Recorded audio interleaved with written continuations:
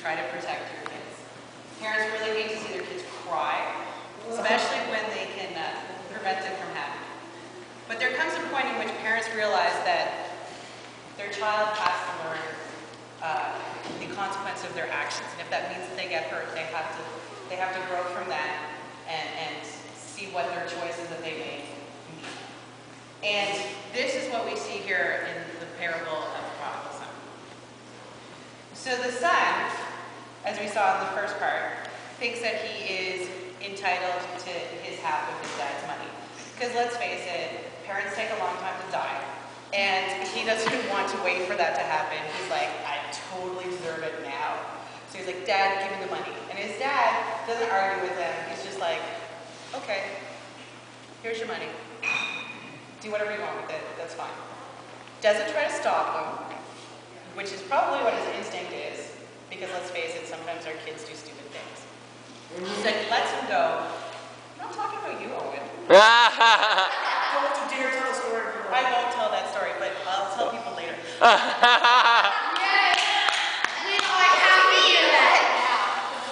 Okay, so the son, he decides, he's like, oh yeah, I got my money, I'm like, get my car, drive in, I'm going out. So he's like cool-hearted, right? So it's like, obviously, you go out down the road, he's like, I'm gonna cut through Dartmouth Crossing, oh, Best Buy has a sale on. He gets like that new 3D plasma, like 100-inch TV.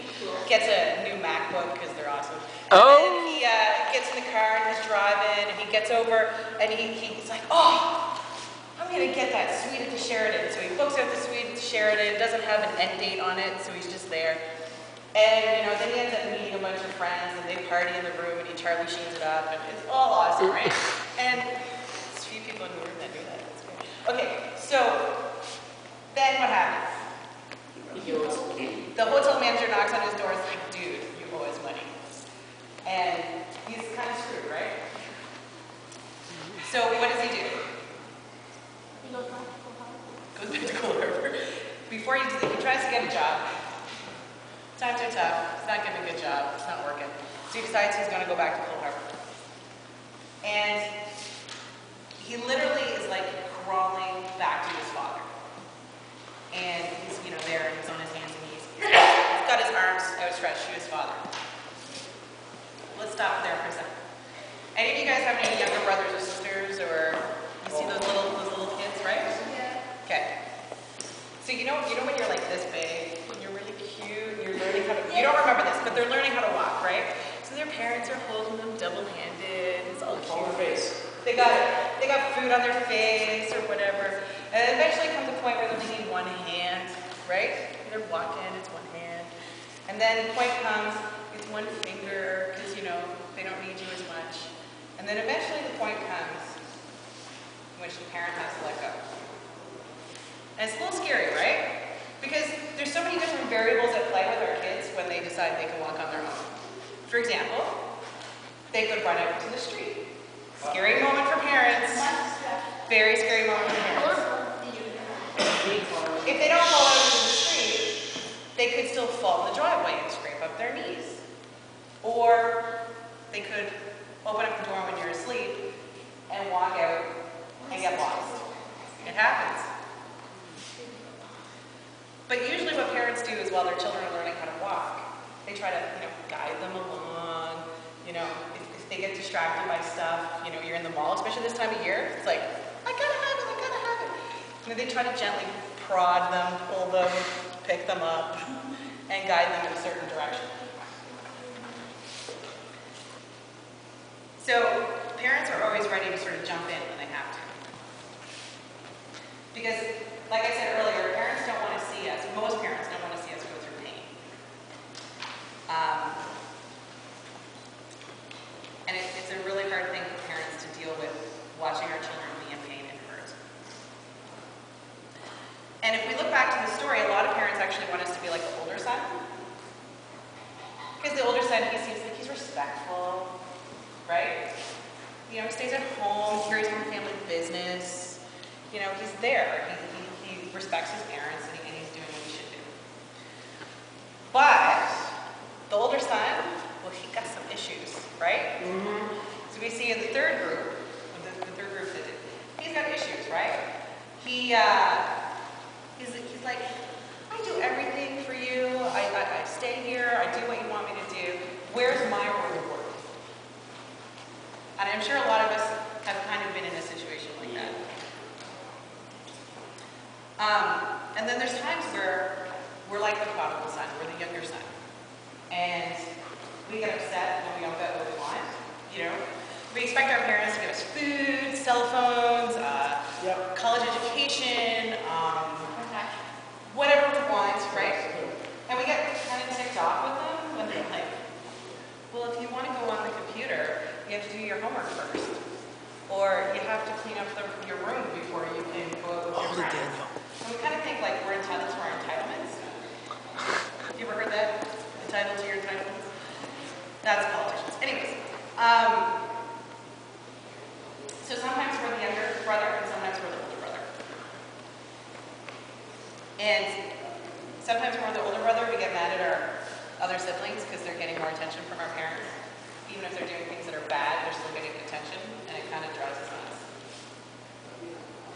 So I know this story I really like because I find it's one that is most relatable for me, personally. I can put myself into this story. And I can put myself into this story in every single character that's in this story.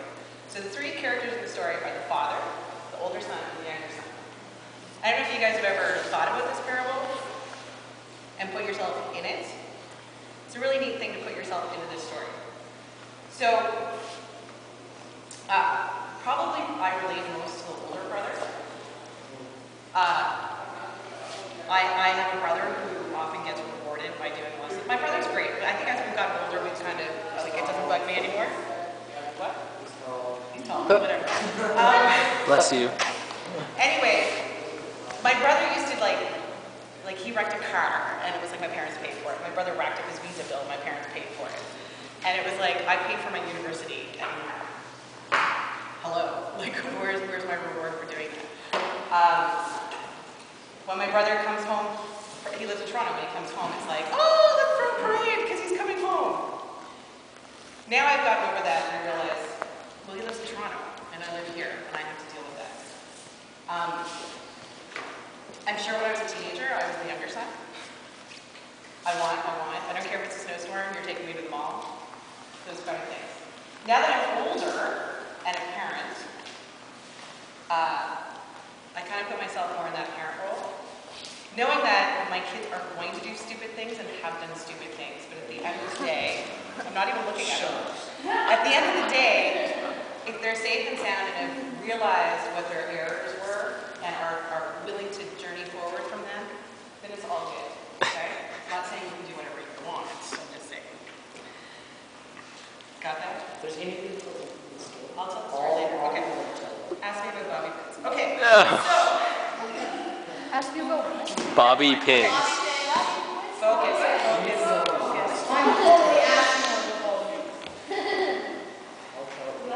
So when Jesus came into the world, Jesus didn't come into the world with bad attitude. He didn't like stomp his feet like, I told you guys not to tell anybody stuff.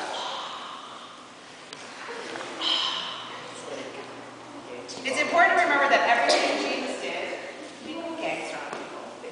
It's important to know that everything Jesus did, he did it out of love.